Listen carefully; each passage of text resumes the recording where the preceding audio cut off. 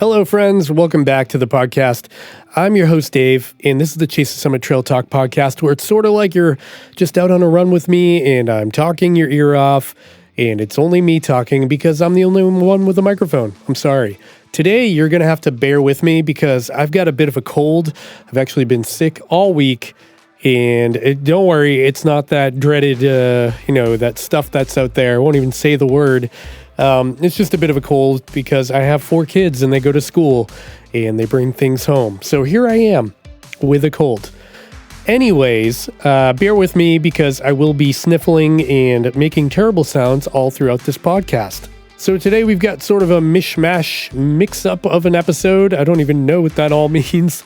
But we'll just be talking about some of the news that's happened this week, some notable things that I've noticed in the industry of fitness tech and wearable technologies and trail running and things like that. That's what this episode is going to be about today. Before we dive in, I do want to give a huge shout out, the biggest shout out ever, to the Patreon members of the podcast and the YouTube members over on the YouTube platform. If you don't know what it is, there is a very select group of people that actively support me on Patreon and YouTube for what it is that I'm doing here.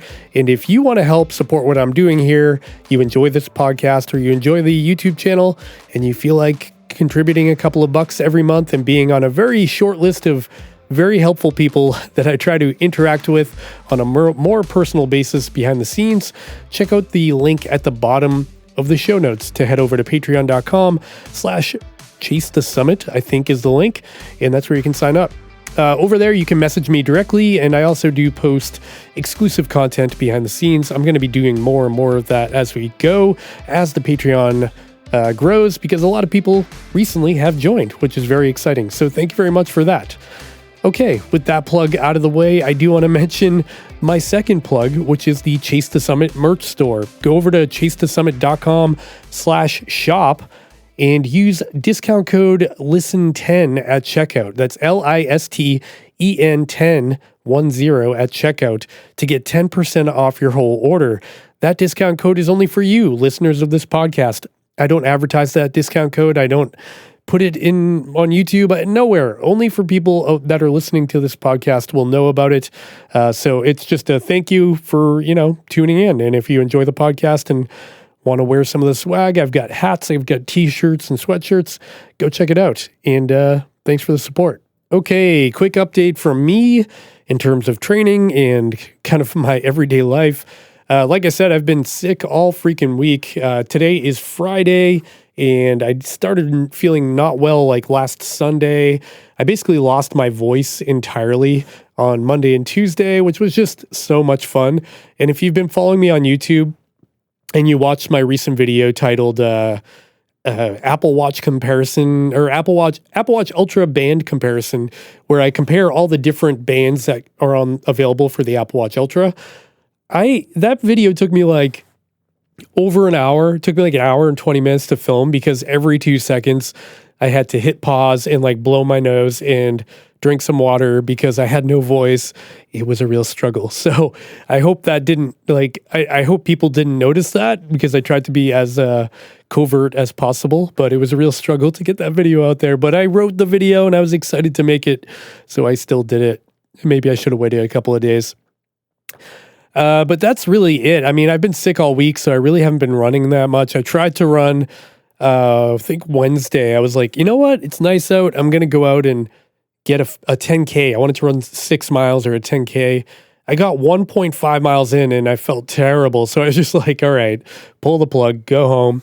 And I went home and drank some tea instead to try to mend the wounds. So hopefully, I'm starting to physically feel better, but I'm still a little bit junky in my sinuses and throat and stuff. So it's been kind of a struggle of a week, but we're getting through it. Don't worry. Okay, diving right into the news this week, I want to cover some running news before we get to the fitness tech, because I found this story to be really impressive. So this story comes to you from the iRunFar website, and it's about this guy, CJ Albertson. So CJ Albertson set a new world record in the 50K distance, and get this, 2 hours and 38 minutes. He ran 31.1 miles in 2 hours and 38 minutes. That is incredibly fast. And for context, the fastest 50K I've ever run in my entire life was 5 hours and 1 minute.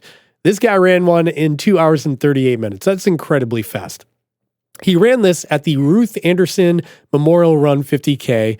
And I don't know how technical or how gnarly the terrain is at this race, but I have to assume that it's pretty mellow. It's not like a real wild course or anything for him to run this fast. Or maybe it is. Maybe I'm wrong. The world record for the 50K was previously held by Katama Nagasa of Ethiopia in 2 hours and 42 minutes. So CJ shaved almost a full 2 minutes off of the world record, which is really impressive.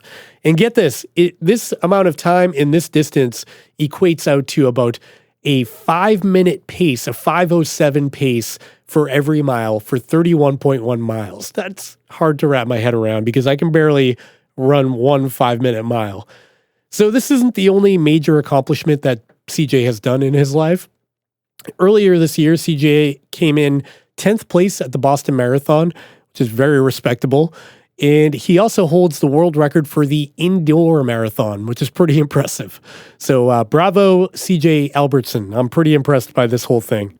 And with the running news out of the way, let's dive right into the fitness tech and GPS watch news. That's probably what you came here for. We've got a few topics today. There was, I think it's a Taiwanese retail website, had posted something about a Garmin Instinct crossover, some sort of hybrid Garmin Instinct. There wasn't a ton of details, but the website did show that there would be a black version, a tactical version, and a graphite version in terms of color options. And it looked like it had this website, this leaked website, showed that the Instinct hybrid crossover, whatever it's called, would have some Tactic 7 type features like stealth mode. So not a lot of detail, don't know what the heck it is, but I thought it was worth mentioning because it appears that some kind of new Instinct is, could be coming. We don't really know what it is, any details about it. Garmin hasn't told me anything, obviously, and if they did tell me something, I wouldn't be able to tell you, but this was just an observation of a leak I noticed on the internet, so take that for what it's worth. Next up in Garmin news, there is the newly announced Garmin Marq series Generation 2. So if you don't know what the Garmin Marq is, it's basically the best watch Garmin makes. I mean, not figurative, what's the word I'm looking for? I guess the most expensive watch they make, so by proxy, it makes it the best watch. The Garmin Marq comes in several different versions. There's one called the Adventurer for sort of like climbers, expeditions, and hikers and things like that.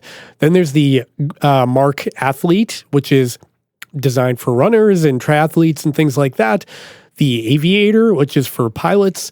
The Golfer, which obviously is for golfers. And then finally is the Captain, which is the marine version for people who have boats, I guess. So what's special about the Marq? Well, it's made out of grade 5 titanium, which apparently is much harder than the standard titanium that Garmin uses in their Phoenix line and Epix line. What's interesting about that is if you look at a brand like Coros, their Coros Vertex 2 is also made out of grade 5 titanium, and that watch is much cheaper than these Garmin Marq series watches. So take that for what it's worth. I don't know if they're upcharging this or not. I don't know what these materials cost, but it is a very high grade titanium, so it should be more scratch resistant and things like that. Another thing about the Marq series is they're basically a Garmin Epix, so like a Phoenix 7 body at 46 millimeters in diameter. But the difference here is that if you have a Garmin Phoenix 7 or Epix, the body of the watch is actually made out of plastic, while the top and bottom of the case that kind of sandwich it all together are the metal bits. So on the Garmin Phoenix 7, for example, the middle like Oreo cookie stuffing part is the plastic part, and then the Oreo cookie top and bottom would be the metal or titanium part. That was a good analogy, right? So the difference on the Garmin Marq series is the entire body is made out of titanium. So it's all metal, which gives it a much more premium look to it. The bezel is much more detailed. It's also metal. The entire body's metal, and then the buttons are also metal. And the buttons are these big, chunky metal, like, I don't know, they're protruding out quite a bit, and they make the watch look very classy, I guess. And then another difference in terms of hardware is going to be the sapphire lens is domed instead of flat, like on the Fenix 7 and Epics. So overall, I mean, it's a really cool looking watch. It's got a really unique band system. So the bands are kind of pre-curved. They've got this like profile to them. And there's like a big lever mechanism that unlocks them from the case of the watch. There's also a couple of new features. So there's a new charger, which I'm not sure I'm a fan of. On the Garmin Fenix and Epics and basically every Forerunner and Venue, they all share the same exact charging cable. And it's this little 3 pogo pin prong, that was a lot of P's, cable that just plugs into the back of the watch. It's the same cable across the board. Every single watch has the same cable, which makes it great because you can hop on Amazon or whatever and buy a third-party cable or a pack of 3 or a pack of 5 for just a few bucks. And like in my situation, my wife has a Garmin Fenix 6. I've got the 955 on my wrist right now. And so if we go on a trip, we only need one charging cable to share between multiple watches, which is great. But this new Marq series has a different charging cable that's magnetic with 4 pins. And it's totally different than the Fenix or the older Garmin cables. So they're not compatible at all. I'm a little bit worried that Garmin, this is like a little early introduction of the new charging mechanism or charging cable, in that they're going to change it on everything else moving down the road. I'm not really sure what's going on, if this is just exclusive to the Marq series. It could be one or the other. I'm not really sure. Another new feature on the Marq series is a new jet lag function. So it basically like ties in with body battery and your sleep tracking to try to let you know how jet lagged you are if you're somebody who travels a lot. And you would be traveling a lot if you can afford one of these watches, because they range from $1,900 USD up to $2,400 here in the United States, which is crazy money. $2,400 for a watch. I mean, what are we talking? Omega Rolex here? This is a digital smartwatch for almost $2,500. That is just a ton of money. You could buy 2.5 Epics Gen 2 Sapphires for that. Yeah, I don't know what the pricing is about here. They do look really cool, but I guess my battle with the Marq series is if you spend $2,500 on a watch, it should be like a lifetime watch. It should be like an Omega or a Rolex that you're going to pass down to your children, and they're going to pass it down to their kids, etc. So with a Garmin, I don't know if that'll happen, because 3 years from now, they'll probably stop adding new features to it. It may get dropped, it's not going to get new firmware. It'll probably still work. 10 years from now, the battery will be degraded. It's just not a lifetime watch. So it's a lot of money for something. Yeah, I don't know. It pains me to see that price tag, but I get it. It's just like Garmin saying, here's the best thing we can make, and kind of flexing their manufacturing muscle. And if you're into that, it might be worth the money. Next up in the news is something that's kind of exciting. So Suunto announced the new Suunto 9 Peak Pro. And if you've been following my podcast, I talked about this rumored like a month ago, and it's finally here. It's available. You can pre-order it now. And it looks like I'm going to get one pretty soon for testing, and I'm pretty excited about that. So the Suunto 9 Peak Pro, here's the lowdown. There are 6 colors available for this. They come in 2 different versions. There's a steel version for $549, and then there's a titanium version for $699. And both of those versions have sapphire glass lens, so they're very durable, and they're made out of premium materials. So the big deal about the Suunto 9 Peak Pro is, from the outside, it looks very much like the Suunto 9 Peak that's been around for over a year now. But the internals have been totally revamped to make it more modern in a very good way that was much needed. So the first thing they changed was they added a new CPU or processor to increase how fast the watch, how responsive it is, how easy it is to get through the menus. starting and stopping activities, restarting the watch. Everything is just faster with this new CPU. Another thing they changed is the user interface as a whole. They kind of revamped how the whole thing looks and works. They made the font larger so it's easier to see. And a big one is they improved the battery life. So the older Suunto 9 Peak was okay in terms of battery life, but it was nothing to write home about. Now we're getting up to 40 hours in a GPS activity with full accuracy. That's pretty solid. And if you want to reduce your accuracy a little bit, you can get up to 70 hours in the touring mode, I think they call it. And then you can get even more battery by going into the battery saver mode at up to 100 hours. So those more battery saver oriented modes are going to reduce your accuracy to get longer battery life. But with full accuracy, you're getting up to 40 hours, which is pretty solid. They also added fast charging from 0 to 100% in 1 hour. And in 10 minutes of charging, it'll get you 2 hours of GPS activity. So if you're like heading out for a hike and realize your watch is almost dead, you can plug it in for 10 minutes and finish your hike. You get two hours of hiking in that 10 minutes of charging. This watch also has 21 days of smartwatch battery life, which is pretty good for a watch of this size because if you know what the 9 Peak Pro looks like, it's pretty small. It's not a huge watch. So these battery specs are pretty respectable. And then other than that, it's basically the same as the Suunto 9 Peak in terms of sport modes and navigation and things like that, except it seems like they did tweak the GPS chip inside the watch. My friend Ray over at DC Rainmaker has one. He hasn't posted a video about it, but he did post an article about it, and he talks about the updated GNSS chip, and apparently it's much better, but we'll have to wait and see. I'm going to be getting one soon. I'll be doing lots of testing and comparisons, but I am hopeful that this is a good watch from Suunto because it's been a while. They've got the Suunto 9 series that's been, that's going to be like 4 years old now.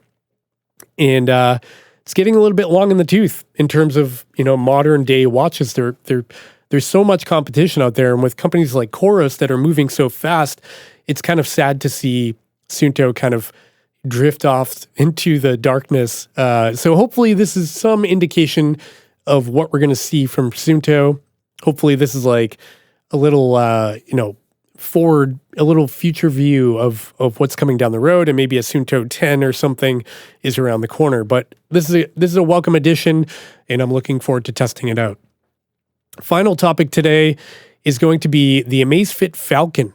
The Amazfit Falcon was rumored, I think I talked about in the last podcast episode. If you don't know who Amazfit is, it's a brand that they've been known for their relatively inexpensive watches that have a ton of features and a really nice OLED display.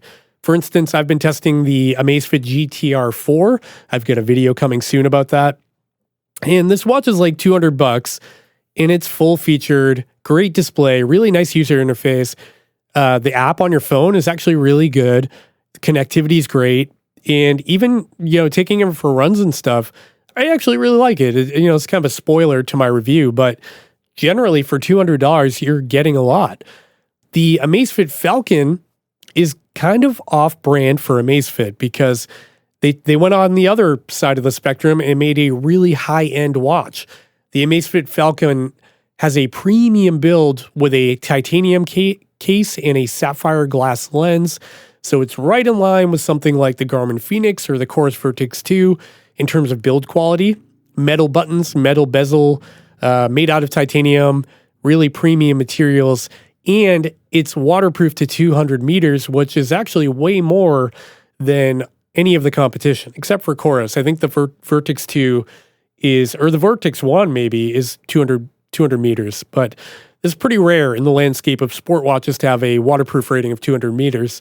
It's also got like some crazy specs for hot and cold weather and, shock and dust resistance. It's got all those mil specs in there. And this watch is also dual band GNSS enabled, which is also pretty rare this day and age. That's something like the Apple Watch Ultra has that new GPS chip. The Garmin Fenix 7 is dual band. And these watches are incredibly accurate in terms of recording a track when you're out on a run or a ride. So it'll be interesting to see how the Amazfit Falcon stands up. The difference here is the Amazfit Falcon is AMOLED. It's got an AMOLED touch-enabled display.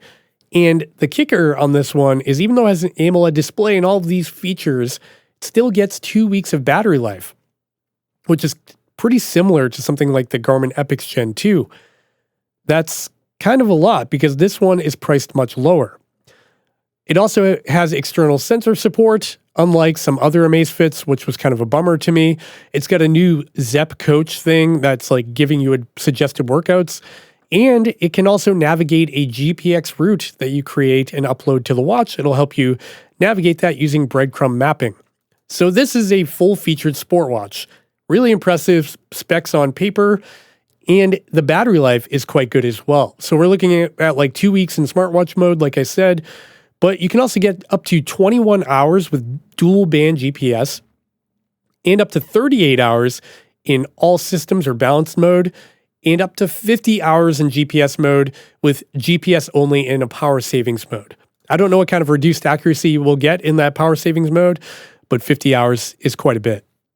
So this watch is coming in at $499. And I know what you're saying. I mean, that's not cheap. That's a lot of money, but when you're looking at these specs, almost all of them relate to like the Garmin Epix Gen 2. AMOLED, premium build quality, water resistant to 200 meters, all these things, $500. The Garmin Epix Gen 2 is $1,000, so we're talking half the price here for a very similar set of features. Now, will this watch be worth it? I don't really know. We're going to have to wait and see. The funny thing is, I just went on Amazon today and I tried to buy one for testing, and it wouldn't allow me to buy it. I don't know why, but it told me that they couldn't ship it to my house. I tried different addresses, like my office, my house, my neighbor's house. It wouldn't ship anywhere in my region. So I don't know what's going on there, but there's definitely something going on.